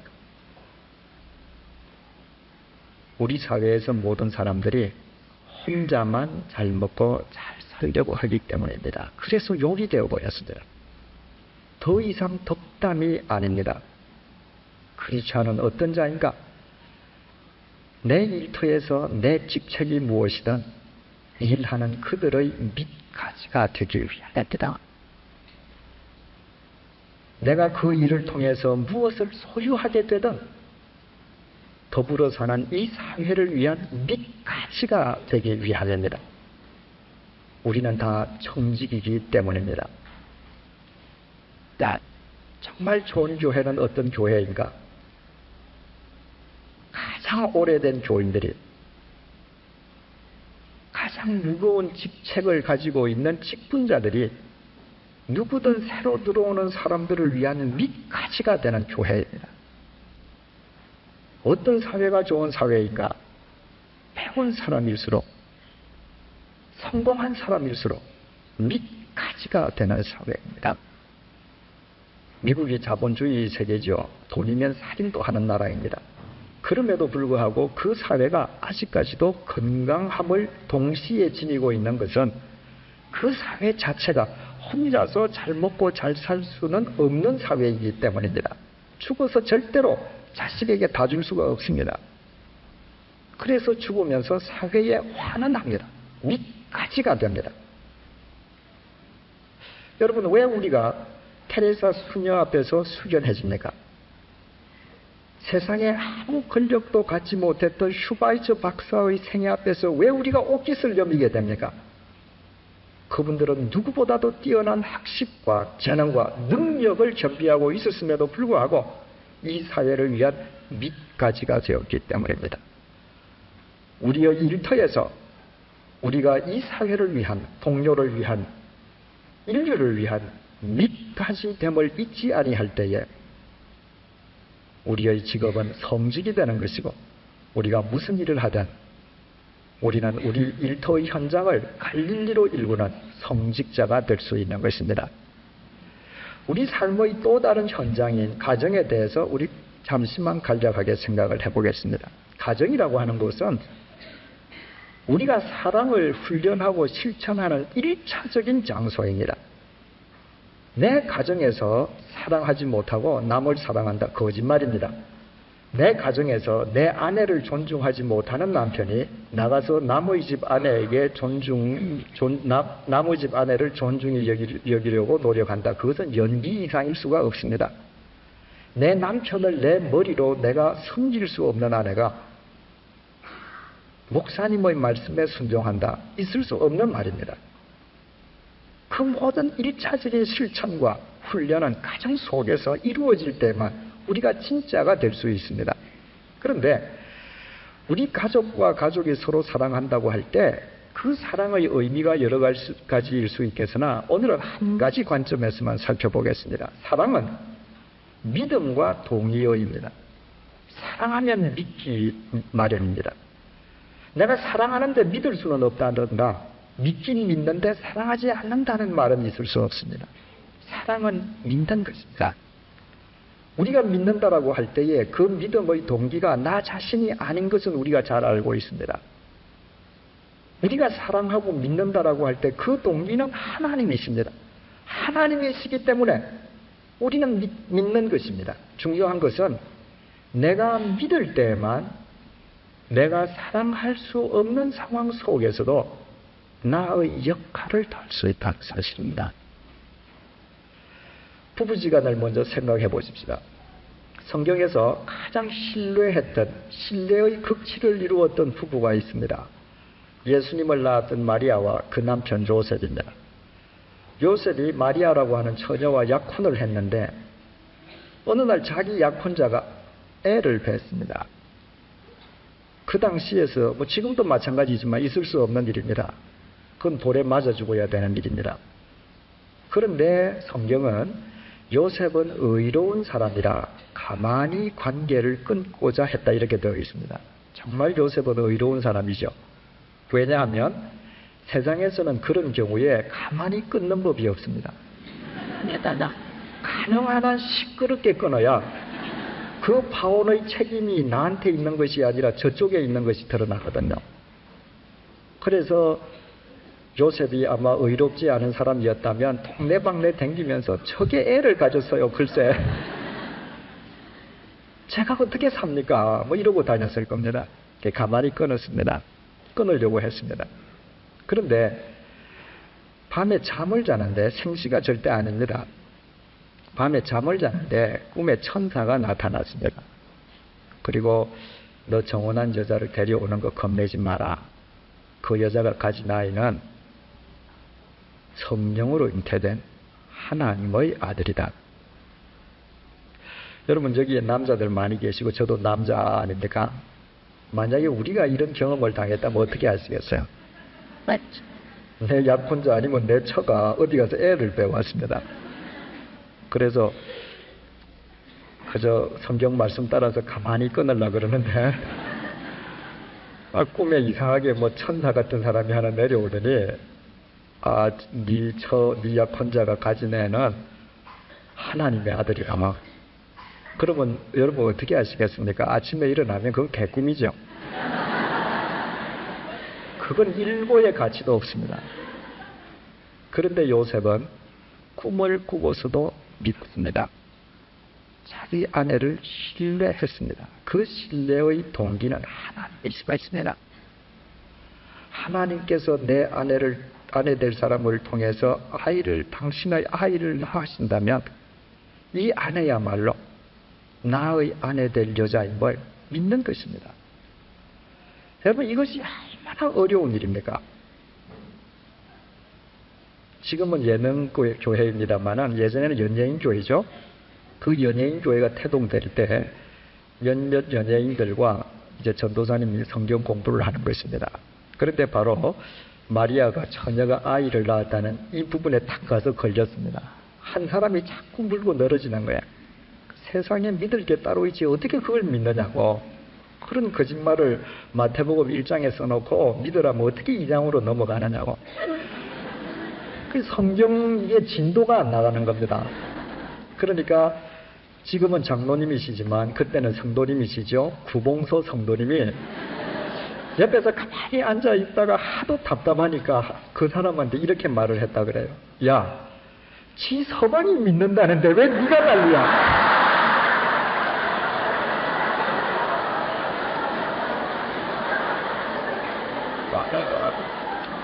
여러분, 온 세상 사람이 다 믿어줘도 서방은 못 믿을 일이잖아요.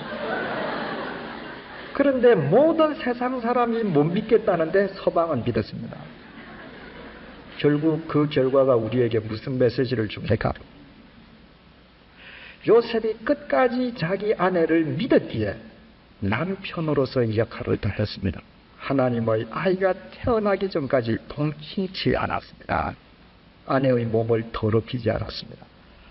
그 아이가 태어난 뒤에 자기와는 피 한 방울도 섞이지 아니한 자식임에도 불구하고 그 아이가 크기까지 육신의 아버지로서 아이를 부양해 주었습니다.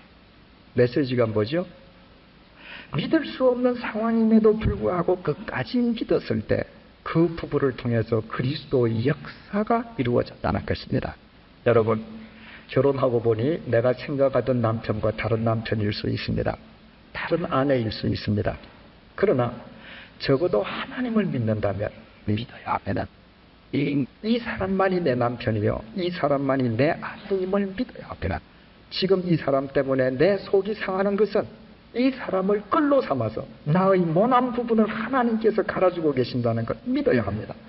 그것을 믿을 때에 우리는 남편으로서 아내로서 나의 역할을 다할 수 있고 그 관계 속에서 그리스도의 역사는 펼쳐지는 것입니다. 부모 자식 관계 믿어야 합니다. 아무리 자식이 내 눈밖에 나는 행동을 한다 할지라도 믿어야 합니다. 많은 자식들이 자식을 사랑합니다. 많은 부모들이 자식을 사랑합니다. 죄송합니다. 예. 그런데 그 자식들이 서서 걷기 시작하면 부모들이 자식에 대해서 절망할 때가 너무너무 많습니다. 믿어야 합니다. 무엇을 믿습니까? 저 자식이 내 몸을 통해서는 왔지만 나의 소유가 아니라 하나님의 소유인 거로 비록 내 눈밖에는 난다 할지라도 저 모든 경험을 통해서 합력에서 선을 이루는 하나님의 자녀로 성숙해 가고 있음을 믿어야 합니다. 그때만 부모의 역할을 다할 수 있습니다. 많은 부모가 하나님께서 내 자식에게 경험하고 보여주시기 원하시는 세계를 주셨음에도 불구하고 그 세계를 못마땅하게 생각해서 부모의 역할을 넘어서는 행위를 하다가 부모 자식 간의 신뢰를 깨어버리는 부모가 너무나도 많습니다. 미국 한 크리스천의 글을 제가 읽어드리겠습니다. 제 아이가 태어날 때에는 제가 거듭난 크리스천이 되기 전이었습니다. 바르게 살고 싶은 마음과 그와는 동떨어진 현실의 삶 사이에서 말할 수 없는 마음고생을 하고 있을 때였습니다. 그 와중에서 아이가 태어났고 3일째 되는 날 아내와 아이는 병원에서 퇴원하게 되었습니다. 퇴원 수속을 위해 병원으로 갈 때부터 이상하게도 제 가슴이 메어지는 것 같았습니다. 시내에 위치해 있던 병원을 나서면 당시 제 집으로 향하는 고속도로 입구가 있었습니다. 그러나 아내와 아이를 태운 제 차가 고속도로가 아닌 국도를 달리고 있다는 사실을 한참 후에야 깨닫게 되었습니다. 그것은 전혀 제가 의도한 일이 아니었습니다. 마침 그 국도를 따라가면 제가 다니던 교회가 있었습니다. 갑자기 제 마음속 깊은 곳으로부터 아이를 데리고 교회에 들어가 기도해야 되겠다는 생각이 불일듯 일어났습니다. 아직 산후조리가 끝나지 않은 아내는 차에서 기다리기로 하고 저는 아이를 품고 교회 안으로 들어갔습니다. 그날은 주중인데다 시간마저 아침 10시경이어서 교회 안에는 아무도 없었습니다. 저는 강대상 옆에 아이를 내려놓고 무릎을 꿇었습니다. 그 순간 뜨거운 눈물이 하염없이 흘렀습니다. 나 같은 죄인에게 이 귀한 생명을 믿고 허락하여 주신 하나님을 향한 감사의 눈물이었습니다.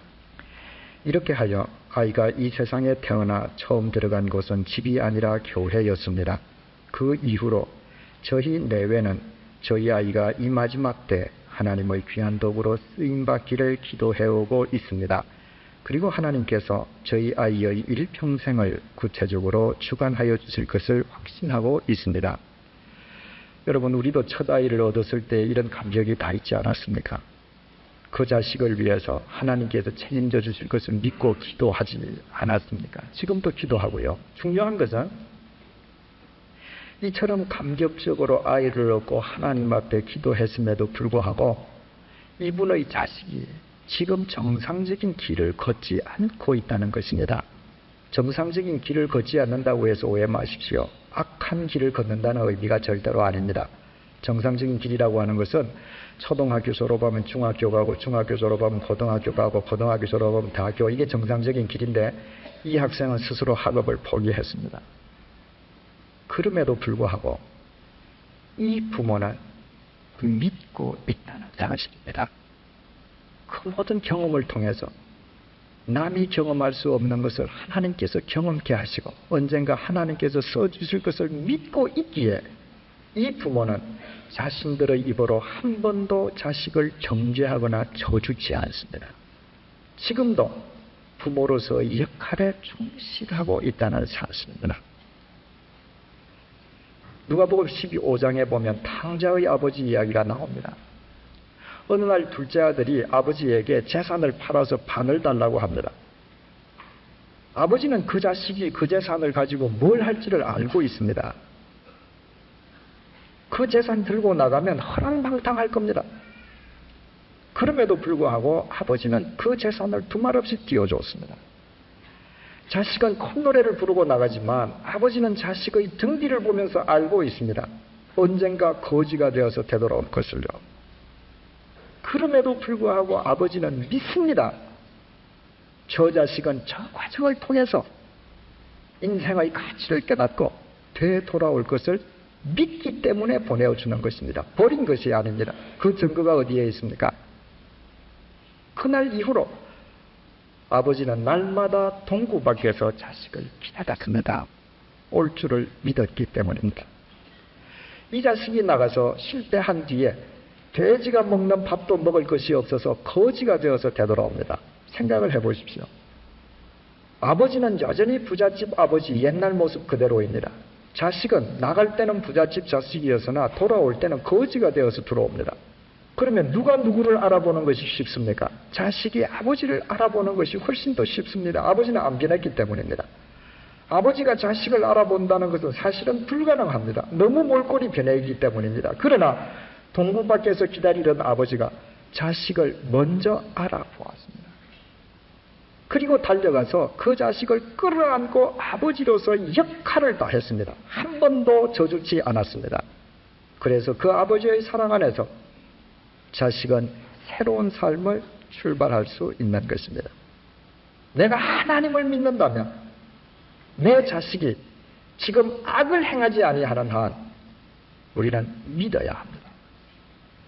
내가 자식을 믿는 것이 중요한 만큼 자식이 부모인 나를 믿게끔 내 삶을 가다듬는 것은 더 중요합니다.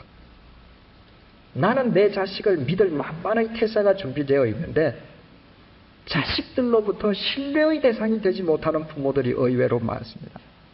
자식들이 부모를 신뢰하지 못하기 때문에 자식이 정말 중요한 고비에 있을 때 누가복음 15장의 탕자처럼 아버지에게 찾아가는 것이 아니라 자기 또래의 친구들을 찾아갑니다. 그들에게는 인생의 답이 없습니다. 그래서 방황합니다. 내가 내 자식을 믿는 만큼 내 자식이 어느 순간에든 믿고 달려올 수 있도록 자식에게 믿음의 대상으로서 나를 가다듬는 것은 더더욱 중요합니다. 스페인 마드리드 남쪽 72km 지점에 똘레도라고 하는 고도가 있습니다. 마드리드로 이사벨 여왕이 천도하기 전에 옛날 수도입니다. 그 도시에 가면 도시 제일 큰 언덕 위에 유명한 알카자르 성이 있습니다. 1936년도에 좌파 민주주의를 표방하던 공화파와 그리고 프랑코 장군을 중심으로 한 민족파 간의 내전이 일어났을 때 그 알카자르 성이 가장 치열한 격전지였습니다. 모든 전세는 병력과 무기가 압도적인 공화파가 우세했습니다. 민족파는 알카자르 성 안에서 포위당한 채 70일을 결사항전하며 버텼습니다. 그 성을 포위하고 있던 공화파가 성의 함락이 쉽지 않음을 알게 되자 그 성 안에서 성을 총지휘하고 있는 모스카르도 대령의 아들 루이스가 성 밖에 산다는 사실을 알고 아들 루이스를 인질로 잡습니다. 그리고는 성 안에 있는 모스카르도 대령에게 전화를 걸었습니다. 만약에 지금 즉각 항복하지 않으면 네 아들 루이스를 총살시키겠다고 최후 통첩을 벌입니다. 그때 바로 공화파 대장과 성 안에 있는 모스카르도 대령 사이에 주고받은 통화의 내용이 알카자르 성 지휘본부로 쓰던 방에 들어가면 여러 나라 말로 번역이 되어 붙어 있는 중에 한국말로도 붙어 있습니다. 그리고 그 육성이 녹음으로 계속 방송이 되어 나옵니다. 그 내용을 제가 한번 읽어드리겠습니다. 적군대장, 이 적군대장이라고 하는 것은 공화파가 나쁜 파였다는 것이 아니라 전쟁 때는 무조건 상대가 적군이지 않습니까? 그래서 적군대장이라는 것입니다. 적군대장, 지금 발생하고 있는 학살과 범죄 행위에 대한 책임은 바로 당신들에게 있어 명령하건대 10분 이내에 항복하시오. 만약 거부할 경우 지금 나의 수중에 잡혀있는 당신의 아들 루이스를 총살하겠소. 모스카르도, 알고 있어. 적군대장, 나의 말이 거짓이 아님을 입증하기 위해 지금 당신 아들에게 이 전화를 바꿔주겠소. 아들 루이스, 아버지 모스카르도, 그래 얘야 어떠니? 루이스, 괜찮아요. 그런데 만약 아버지께서 투항하지 않으면 나를 총살시키겠대요. 모스카르도, 그럼 너의 영혼을 하나님께 맡기거라. 그리고 스페인 만세를 힘차게 외치고 애국자답게 죽어라. 루이스, 아버지, 저의 마지막 힘찬 키스를 아버지께 드립니다. 모스카르도, 루이스야, 나도 이별의 강한 키스를 너에게 보낸다. 이것이 마지막입니다. 그리고 아들 루이스는 아버지의 말대로 하나님께 자기 영혼을 맡기는 기도를 드리고 스페인 만세를 부르고 장렬하게 총살을 당해서 죽습니다. 그것을 기점으로 해서 전세가 역전되고 민족파가 승리를 거두게 됩니다. 여러분 한번 생각을 해보십시다. 생명은 귀한 것입니다. 생명은 하나밖에 없습니다. 아버지가 지금 아들에게 죽으라고 말을 했습니다. 그때 만약 아들이 몇 년을 살았건 아버지와 살아온 삶의 지난 날을 되돌아보건대 아버지가 전혀 신뢰할 만한 대상이, 존경할 만한 대상이 아니었던들 이 아들이 장렬하게 죽음을 택했겠습니까? 적군 대장에게 비굴하게 목숨을 구걸하든가 아니면 적군 대장의 편에 서서 자기 보고 죽으라는 아버지에게 총뿌리를 겨누었을 것입니다. 이 아들이 두말 없이 아버지의 말에 따라서 스페인 만세를 부르면서 죽을 수 있었다라고 하는 것은 그 아버지는 아들 보기에 신뢰할 만한 어른이었다고 하는 사실입니다. 성을 다 둘러보고 나오면서 제 아들들에게 물었습니다. 얘들아, 우리가 살다가 이런 경우가 발생할 때 내가 너희들에게 하나님께 너희들 영혼을 맡기고 대한민국 만세를 부르고 죽으라. 그러면 너희들은 어떡할래? 아들이 4명이나 되는데 아무도 대답을 안 했습니다. 근데 저는 잘 알거든요. 그 대답은 제 아이들에게 있지 않습니다. 그 대답은 저한테 있습니다. 제가 제 자식들에게 신뢰받을 만한 부모의 자리를 지킨다면 저는 제 자식들도 그와 같은 상황에서 루이스처럼 살 것을 저는 확신합니다. 그러나 제가 그렇게 살지 못한다면 아이들은 딴 길을 걷게 될 것입니다.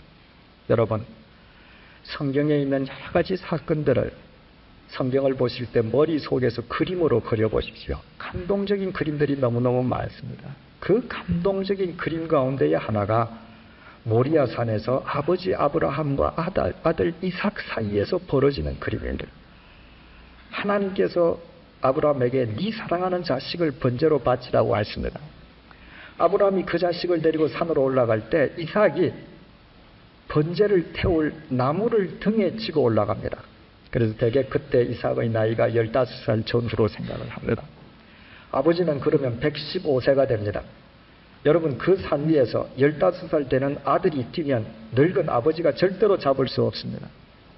그런데 이삭은 도망가지 않았습니다. 아버지가 자기를 붙잡아서 호승줄로 묶고 눕히고 칼로 찌르려고 하는 직전까지도 이삭은 도망가려 하지 않았습니다. 왜 그렇습니까? 누구를 믿었습니까? 보이지 않는 하나님을 믿었습니까? 아니에요. 눈에 보이는 아버지를 믿었던 것입니다. 왜 아브라함이 이삭을 바칩니까? 내 자식을 제물 삼아서 내가 부귀영화를 누리기 위함입니까? 히브리서 11장은 그렇게 말하지 않습니다. 아브라함이 이삭을 바쳤던 것은 하나님께서 가나안 땅을 유업으로 주시겠다고 약속하신 대상이 자기가 아니라 자기 아들 이삭이기 때문에 하나님을 믿었기 때문이라고 되어 있습니다. 왜? 만약에 이삭이 죽어버리면 하나님의 약속이 지켜질 수가 없습니다. 하나님이 거짓말쟁이가 되는 것입니다. 그래서 내 아들은 절대로 안 죽을 것이다. 만약에 내가 칼을 찔러서 제물로 바치려고 해서 내 아들 이삭이 죽는다면 하나님께서 죽은 자 가운데서 살리실 것이다. 그 믿음으로 이삭을 잡습니다. 그런데 이삭이 도망가지 않고 아버지에게 순응했다고 하면 그 과정이 있어야죠. 여러분, 사랑하는 아들의 눈초리를 쳐다보고 말하는 아버지 아브라함의 모습을 생각해 보십시오. 이삭아, 하나님은 나한테 약속했다. 난 죽지 않는다. 내가 너를 칼로 찔러서 죽어도 나는 믿어라. 산다. 만약에 평소에 이삭 보기에 아버지 아브라함이 전혀 믿을 대상이 아니었더라면 일단 이삭 헌재는 불가능했습니다. 내 자식을 믿는 것 못지않게 자식이 믿을 만한 부모로 내 삶을 가꾸는 것이 내 삶의 현장 가정을 지키는 첫 번째 길입니다. 마지막으로 형제지간을 생각해 보십시다. 형제 또한 믿어야 합니다. 여러분, 많은 크리스찬들이 형제와의 관계를 바르게 맺지 못하고 살아가는 경우가 허다합니다. 한 핏줄을 받고 태어났음에도 불구하고 내가 다니는 교회 구역 식구들보다도 못한 형제지간들이 너무나 많습니다. 여러분, 그렇다면 왜 하나님께서 그 형제들과 한 핏줄을 타고나게 하셨겠습니까? 한 핏줄을 타고난다는 것은 결코 쉬운 일이 아닙니다. 60억 인구 중에서 몇 사람에 불과합니다. 그 속에 왜 하나님의 신령하신 뜻이 없습니까? 내 형제가 지금 내게 물질적인 부담을 안겨준다 할지라도 그의 삶이 오히려 내게 어려움을 준다 할지라도 한 핏줄을 이어받은 형제 되게 하신 하나님의 뜻이 궁극적으로 아름답게 맺힐 것을 믿을 때 한 핏줄을 받은 형제는 정말 그리스도 안에서 사랑하는 형제로 살아갈 수 있는 것입니다. 마태복음 13장에 보면 예수님의 동생들 이름이 나타나 있습니다. 마리아가 예수님을 낳은 뒤에 남편 요셉과의 사이에서 낳은 자식들입니다. 첫 번째 동생 이름이 야고보입니다. 예수 그리스도께서 공생애를 시작하실 때에 어머니와 함께 동생들이 찾아옵니다. 그리고 하루아침에 공생애를 시작한 형님을 의아스럽게 생각하는 장면이 기록되어 있습니다. 고린도전서 15장에 보면 사도 바울이 부활하신 예수 그리스도께서 제자들 그리고 예루살렘에 있는 사람들 그래서 한 500명들에게 친히 보이셨다라고 기록이 되어 있는데 그 중에 한 개인의 이름이 나타나 있습니다. 고린도전서 15장 7절을 보면 부활하신 주께서 야고보에게도 보이시고 이렇게 되어 있습니다. 그 야고보는 예수님의 동생입니다. 부활하신 주님께서는 당신께서 공생애를 시작하신 삶에 대해서 친동생이 의아스럽게 생각하지만 그 동생을 믿고 친히 동생을 개별적으로 찾아가셨습니다. 그리고 당신을 보여주십니다. 그 야고보가 누가 됩니까? 야고보서를 기록한 야고보 사도, 사도행전 15장에서 첫 번째 예루살렘 공의회가 열렸을 때 공의회의 의장인 야고보입니다. 많은 사람들이 그 야고보를 예수님의 제자 야고보와 혼동합니다. 예수님의 제자 야고보는 사도행전 13장에서 헤롯 대왕에 의해 참수형을 당하고 순교했습니다. 그 뒤에 나타나는 야고보는 바로 예수님의 친동생인 것입니다. 예수 그리스도께서도 당신의 친동생, 엄격하게 말하면 친동생일 수도 없습니다. 그럼에도 불구하고 한 어머니 밑에서 태어났기 때문에 자신의 동생을 믿고 그에게 형으로서의 할 일을 다함으로써 초대교회의 지도자로 세워주셨다면 하물며 우리야 두말할 나위가 없습니다. 저는 형님 한 분과 누님 5분 있는 집안에서 막내로 태어났습니다. 그런데 형님이 일찍 돌아가셨기 때문에 저는 외아들의 막내가 되었습니다. 누님 5분이 있습니다. 저보다 제 제일 큰 누님은 저보다 19살이 많으십니다. 저희 자영 중에는 3분이 생존하게 있습니다. 나이가 들어갈수록 제 누님과 제 자영들 너무너무 귀합니다. 외국에 계신 분들을 제외하고 우리는 꼭 한 달에 한 번씩 모여서 우리를 가족되게 해주신 하나님의 사랑을 찬양합니다. 그분들과 한 가족이 되고 평생 서로가 서로를 의지하고 격려하며 그리스도 안에서 한 신앙인으로 살아가게 되었다는 것 얼마나 감격스러운지 모릅니다.